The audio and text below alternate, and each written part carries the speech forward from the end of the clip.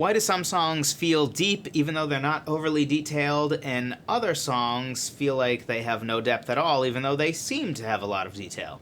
Let's talk about it. So the main idea of this video is essentially what I call my 7th law of songwriting, because why not? Which is to be specific about emotions but vague about unimportant details. And this is because precision in emotion tends to be what really connects you with your listener. But precision in details that don't really matter, that are sort of just facts, doesn't tend to create connection, and in fact can actually result in some people feeling like they're kind of on the outside of their song and they can't really relate. Now, the reason I think it's important to be very specific about emotional details is because that's what often creates connection, with a precision in exactly what it is you're feeling, because not every breakup is the same, and not every moment in a breakup is the same. But you can find a song that technically is a breakup song that dives really deep into a specific moment, like the moment she's breaking up with you and all the different mess of emotions and how, what, where did this come from, versus 10 years later, you're looking at a picture, you find the picture in the attic, and now you're dwelling on it for a moment, thinking, oh wow, I'm actually glad that didn't work out. Or maybe thinking, wow, I still wish it did work out. Diving into specific emotions and specific moments is the type of thing that can really create connection, where you and I can connect with each other on a very human level because it feels superhuman. But I think the vague about unimportant details part is important too, and this is for a couple different reasons. One is that unimportant details sometimes can just create disconnect for no reason at all. If you're being super specific about the details of exactly what coffee shop you're sitting in, and what color the walls are, and what type of wood the table's made out of, these aren't going to create connection. So if you're wasting words on details that just don't add anything to the song outside of maybe a clearer image of where you are, which by itself is a good thing, but if it's unimportant detail when you could have been talking more about the specifics of the emotion or giving me symbolism that I can sink my teeth into, but you're busy talking about the mahogany couch and exactly what color eyes she has and all this other stuff that is like, that doesn't even really matter. Just as an example of this, and I'm not hating on this song by any stretch, but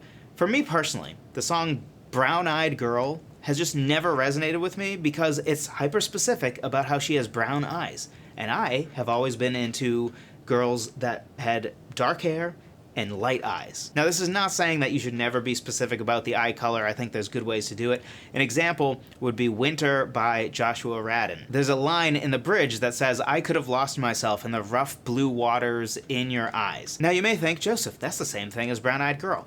And it kind of is and it kind of isn't, because yes, technically you could read that as he's saying she has blue eyes, but he's adding more than just that, and because he's using symbolism, it's a little vague whether he literally means her eyes are blue and that's why there's waters in her eyes, or if that's a reference to something else. But I could have lost myself in the rough blue waters in your eyes. That's more talking about the emotion in her eyes than it is about the fact that her eyes may or may not be blue. Whereas Brown Eyed Girl is just about, like, you have brown eyes. Now, I'm not saying the song is about that, but literally the title of the song is Brown Eyed Girl. So it's making a point of like, nope, she has brown eyes, literally has brown eyes. It's not about this rough waters in your eyes, and maybe it's more about the inner turmoil that she has. Very, very different concept. But don't take my word for it. Like every other video in this series, let's go to some quotes. So Eddie Vedder of Pearl Jam once said, "The songs that hit hardest don't tell you everything. They nail the feeling and let you fill in the rest. That's what makes them stick in your soul." Or Matt Bellamy of Muse, who says, "A song feels deep when you're brutally clear about the emotion, but loose with the backstory. That balance lets people live inside it." And then we have Paul Simon saying, "The emotion has to be sharp like a blade. Love, loneliness, hope. But the setting, keep it soft-edged so listeners can paint their own picture." So how do we actually apply this to our songs? I think it's very simple. We dive deeper and deeper into the precise emotions we're feeling and having some really emotive words. If you've watched this channel at all for a long time, you know that I'm really big on precision in word because, for example, the word holding is kind of generic. I can hold a donut and my daughter and my wife. But clinging, which technically is a synonym with holding, is much more specific. Holding doesn't tell you anything. I might be holding it begrudgingly, I might be holding it like tenderly. There's so many ways to hold. But clinging is very specific. It's sort of this idea of like you're barely holding on, but you're desperately trying to hold on, and whatever you're trying to hold on to is pulling away. That's way more specific than holding. Just by swapping out a word, you have made it more specific emotionally. So really focus on trying to get more emotionally specific words and just diving into what really are you feeling in the moment. Don't be vague about that at all. And then on the other side, maybe don't waste too many lyrics on details that don't really matter, whether it's backstory details or setting details. Some can be incredibly helpful, but you really have to ask yourself whether it's important to the song or not. For instance, some level of setting where you're painting the picture of sort of where you are and then telling the story, depending on the story, that might be really helpful. But you probably shouldn't spend the whole first verse just talking about the coffee shop you're sitting in, because I guess I'm picking on the coffee shop thing today for whatever reason.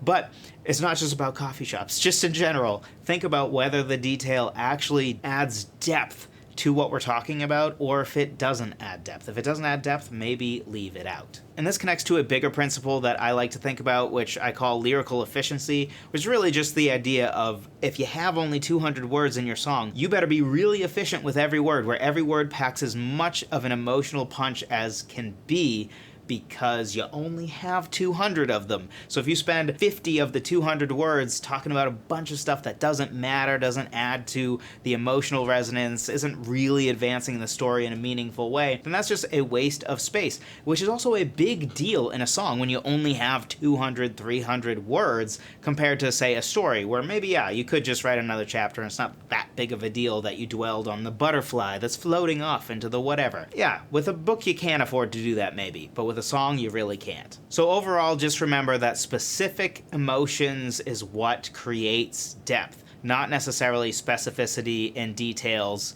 about facts and backstory and things that don't necessarily matter. And if you want help with lyric writing, be sure to check out my 6-step lyric writing checklist. It takes what can be overwhelming in lyric writing and breaks it down into 6 much more manageable steps that will allow you to more consistently write lyrics you are proud of. Because if you don't break it down into smaller steps and you just are demanding of yourself to improvise brilliant poetry off the top of your head, staring at a blank page, often whether you have great lyrics or not is going to come down to luck, how inspired you were that day. But we don't want our craft in any way to be impacted by just the luck of whether the muse visited us that day. We want to be able to consistently write great lyrics regardless of the muse. So be sure to check out this checklist, songwritertheory.com/lyrics checklist. Thanks so much for watching. I appreciate every single one of you. Talk in the next one.